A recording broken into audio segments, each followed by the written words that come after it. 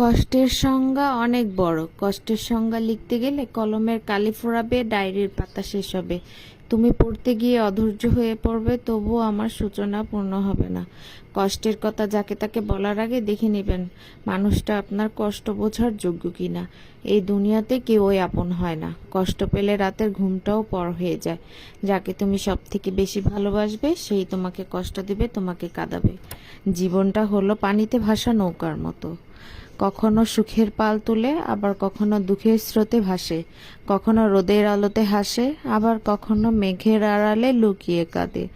জীবনটা তো অল্পই ছিল, গল্প ছিল বেশ। সুখ নিয়ে বাঁচার আগে দুঃখ দিয়ে জীবন শেষ। তো জীবনটা সহজও নয়, জটিলও নয়। জীবন জীবনের মতো, আমরাই একে সহজ করি, জটিল করি। আসসালামু আলাইকুম। আপনারা সবাই কেমন আছেন? আশা করি ভালো আছেন। আমিও ভালো আছি, আলহামদুলিল্লাহ। তো শুরুতেই অনেকখানি বক বক করে নিলাম। তো আজকে আমি মুরগির মাংস রান্না করব আলু দিয়ে। তো আমার ভিডিওটা তো আপনারা যে যেখান থেকে দেখছেন, দেশে কিংবা দেশের বাহিরে যারাই দেখে থাকবেন, প্লিজ লাইক কমেন্ট শেয়ার করে দিবেন ভালো লাগলে। তো এখানে আমি পেঁয়াজ, তেজপাতা, গরম মশলা, তেল দিয়ে সব কিছু, আদা রসুন দিয়ে আমি এখানে পেঁয়াজটাকে সুন্দর মশলাটাকে সুন্দর করে আমি ভেজে নিচ্ছি। তো আদা রসুন এখানে একটু তেলের মধ্যে ভেজে নিলে হালকা একটা আদা রসুনের গন্ধটা থাকে না। তারপর আমি এখানে পানি অ্যাড করে দিব। তারপরে এখানে আমি আস্তে আস্তে সব মশলা দিয়ে দিব। তো এইভাবে আমি মশলাটাকে আজকে হলুদ, মরিচ, ধনিয়া গুঁড়া, লবণ, তারপরে জিরা সব কিছু আমি অ্যাড করে দিব। দিয়ে মশলাটাকে সুন্দরভাবে কষিয়ে নিব। তো আমার মেয়েরা মুরগি হলে আর ডাল হলে কিছু লাগে না। তো তারা মাছ তেমন একটা পছন্দ করে না, মাছে অনেক কাঁটা থাকে। তো তারা মুরগি আর ডাল হলেই সুন্দর মতো খেয়ে ফেলতে পারে। আর পাঙ্গাস মাছটাতে অনেক কাঁটা কম থাকে, ওইটাও বেশি খাওয়া হয়।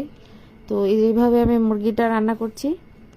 তো মুরগির রান্নাটা অনেক মজার হয়েছিল। তো এইভাবে এখন আমি মশলাটাকে সুন্দরভাবে কষিয়ে নেব তেল ওঠা আগ পর্যন্ত। তারপরে আমি মাংসটাকে দিয়ে দিব। তো মাংসটাকে সুন্দরভাবে আমি কষিয়ে নেব, এখানে আর কোনো পানি অ্যাড করব না। মাংসর থেকে যে পানিটা বের হবে সেই পানিটা দিয়েই মাংসটাকে কষিয়ে ফেলবো। তারপরে আমি এখানে একটু ঢেকে দিব। ঢেকে দেওয়ার পরে কিছুক্ষণ পর আমি আলুটা অ্যাড করে দিব। তো আলুটা দিব, আলুটা দিয়ে মাংসটা সিদ্ধ হলে, কষানো হলে তারপরে আমি এখানে মাংসটাকে আজকে একটু ভুনা ভুনা করব। তো ঝোল আমি তেমন একটা দিব না। তো এই যে এখন আমি আলুটা দিয়ে দিচ্ছি। তো মাংসের যে এখানে থেকে যা পানিটা বের হয়েছে এটা দিয়ে আলুটা সিদ্ধ হয়ে যাবে। ততক্ষণ আমি এখানে একটু ঢেকে রাখবো। তারপরে আমি একটু ঝোল দিয়ে দেবো। আজকের মাংস রান্নাটা অনেক ভালো হয়েছিল। তা আমার মেয়েটা এইভাবে রান্না করে দিলে অনেক ভালোবাসে। তো এই যে এখন আমি ঢেকে দেব। আমার রান্নাটা কেমন হয়েছে তা আপনারা কমেন্ট করে জানাবেন। তো আজকের রান্নাটা এই পর্যন্তই। আপনারা সবাই ভালো থাকবেন, সুস্থ থাকবেন। তা আল্লাহ হাফেজ।